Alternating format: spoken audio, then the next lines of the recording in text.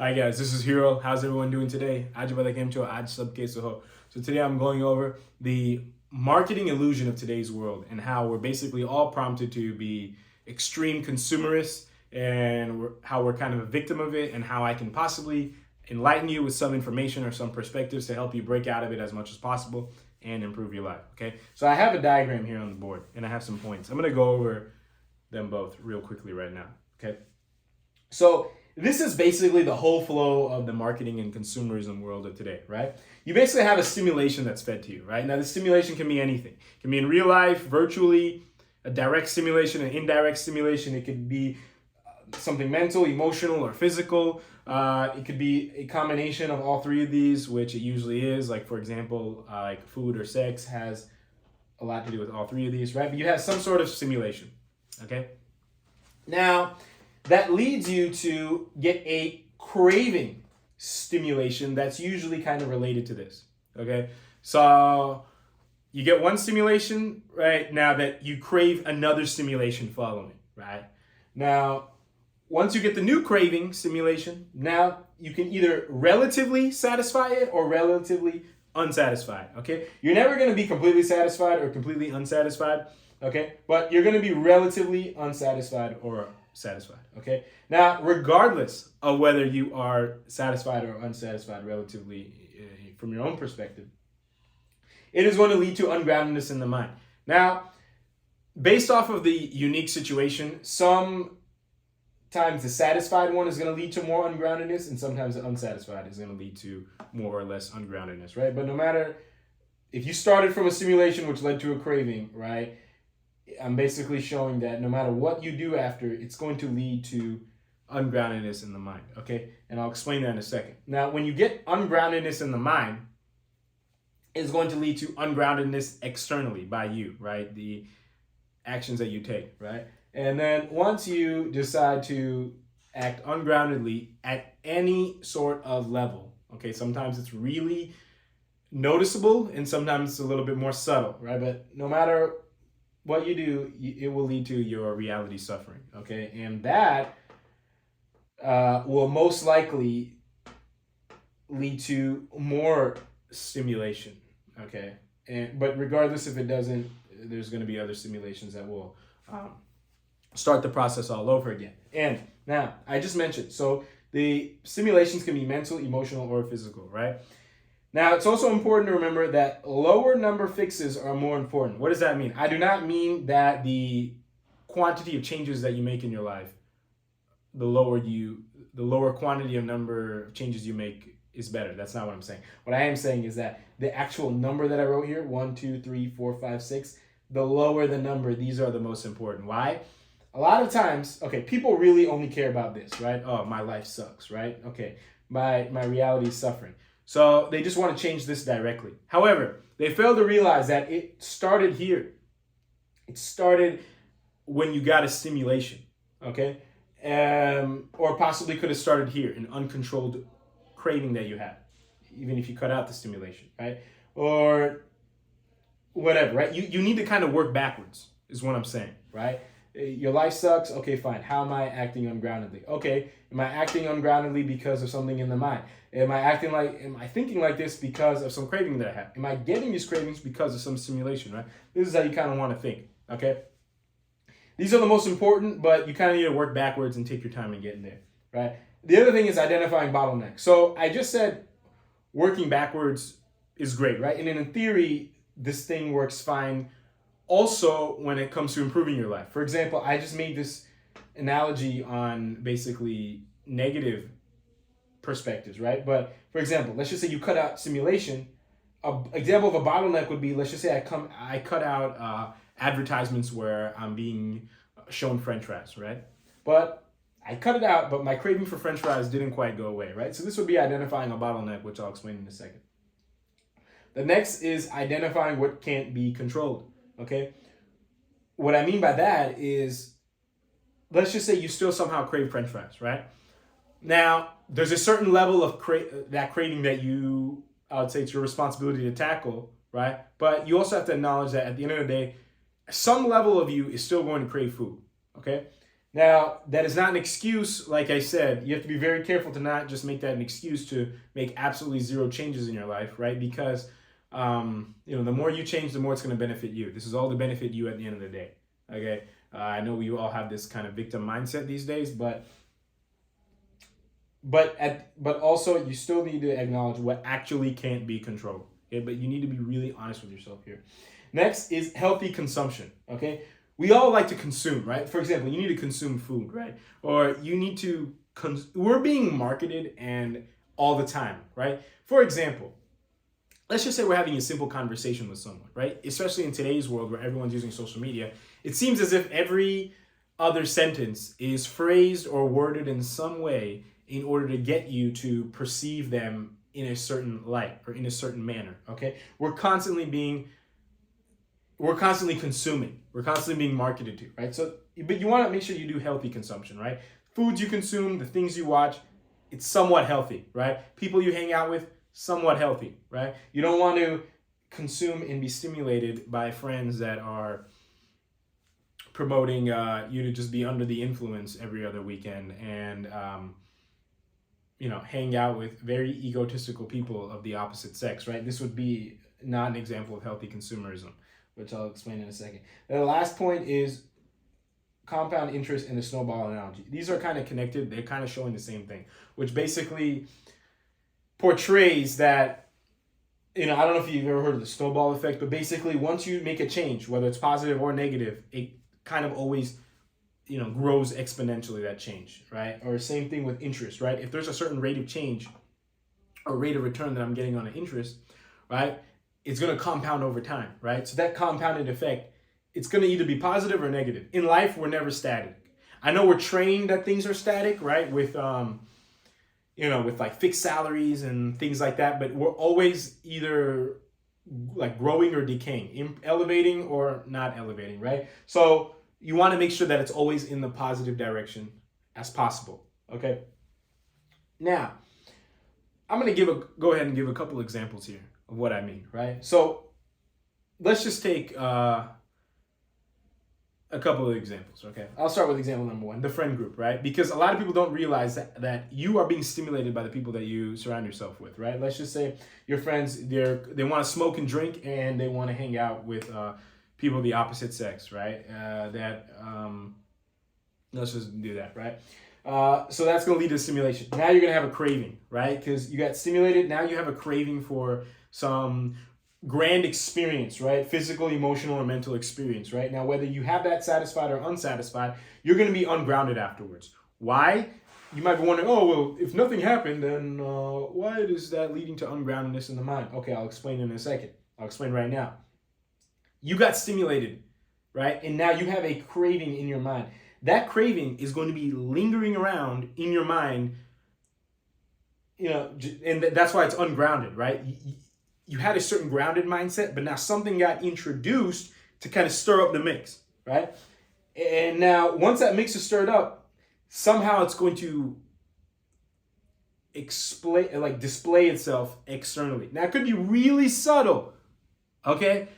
But it's going to display itself somehow, okay? It might not be huge, right? I can give an obvious example of this. And you know what? I'll just give an obvious example of this right now, right? Let's just say, you had a little fling, right? You had a little drunk fling. It didn't work out, but technically the craving was satisfied.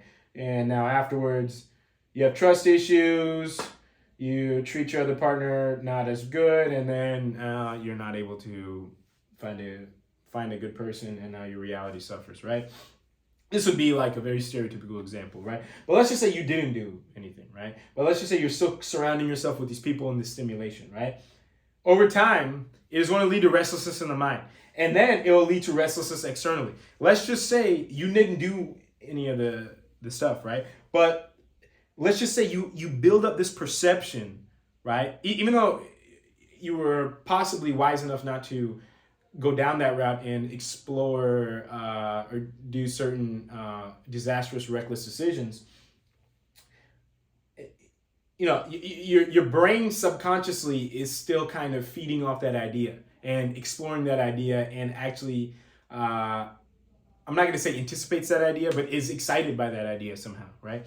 So at least subconsciously. So externally, let's just say in the future, if you find someone who's a little bit more grounded and possibly like boring or something like that, you might not be as happy, and you might, possibly act ungroundedly and try to, make this person a little bit more exciting, or possibly, do stuff to, kind of stir up the emotions in the relationship, right? Which will also cause your reality to suffer, right? Not saying that this exactly is what's going to happen, but I was just displaying one point, from this one specific example, right? That no matter what route you take, you want to kind of cut the stimulation here, right? And but this can kind of lead, I can give like a million examples, right? Anytime you get stimulated, this thing is going to happen, okay? Even, like I said, if you're just talking to someone, right? They're constantly trying to market themselves for you, right? Now, like I said, you can't just not talk to anybody ever again, right? But you want to make sure that these are possibly healthy people, right? If you notice that you talking to someone is causing some ungroundedness in your mind, that's a really great way to say, hey, I'm not going to say cut this person off, because no one's perfect, but really monitor and possibly limit how much you're speaking to these people, okay? Next thing I want to touch on is identifying bottlenecks and acknowledge what can't be controlled, right? You need to have a really good awareness to see why your life possibly sucks, okay? And, I know mental health and therapy is a big thing in a lot of, spaces. I'm not qualified in any way in that realm, but at least not on paper, right? But ideally, if they're not focusing on any of, the real root causes, for example, let's just say you don't like relationships in your life and like the last 10 haven't worked out, right?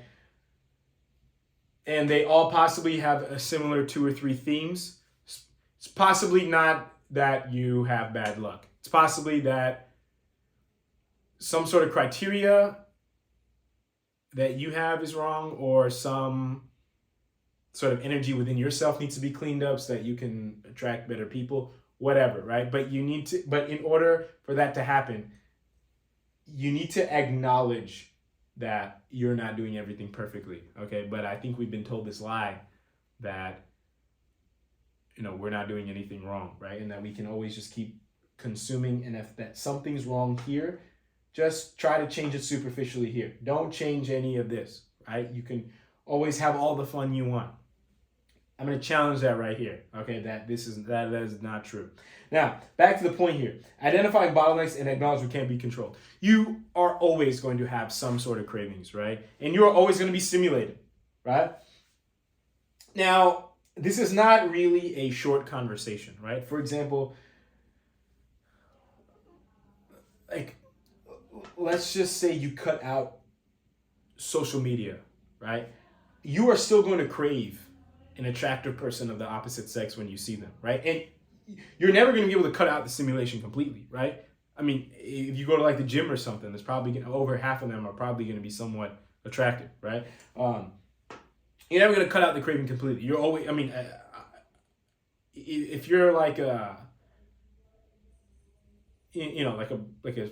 typical heterosexual person, most likely you're always going to have that craving. Anybody else I can't really speak on. I haven't really experienced that, right? But you're always going to have that craving. So you need to acknowledge what you can't control, right? You're always going to be stimulated somehow, and you're always going to have some craving, right? But what you can do is you can reduce the stimulation and work on your cravings. Detach from them as much as possible, right? I think we can all do that, okay? Or even if we go here, right?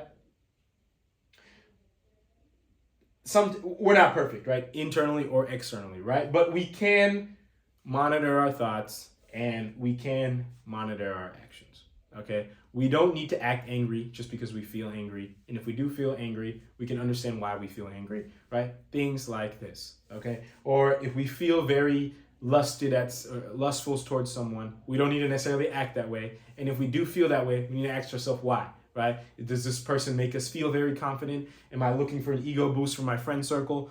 What is going on here? Okay. Now the next one is bottlenecks, right? So sometimes this is a flow, right? But sometimes the flow gets stopped.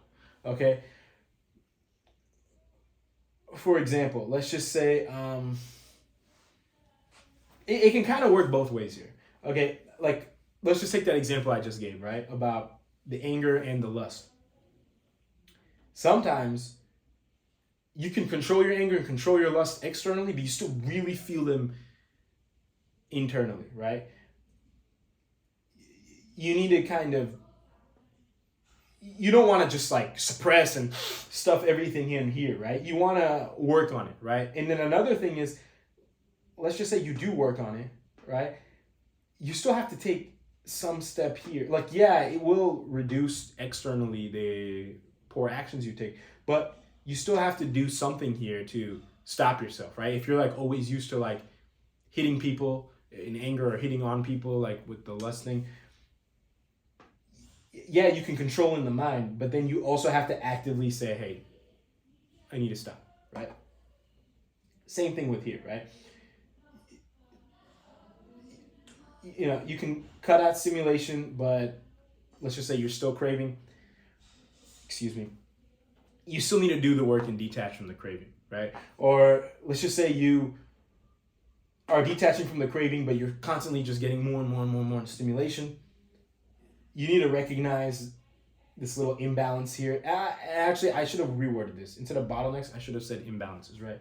But you need to recognize that you need to cut off the stimulation here, okay?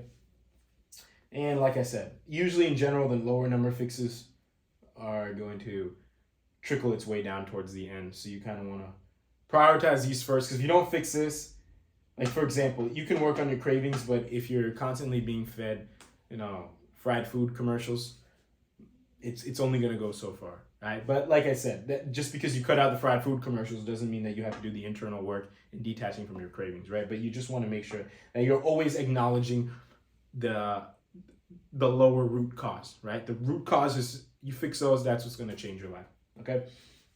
So I hope this made sense. Hope this was somewhat clear. If you have any questions or comments, as usual, feel free to let me know. And until next time, I will talk to everyone later. Thank you all very, very much for watching.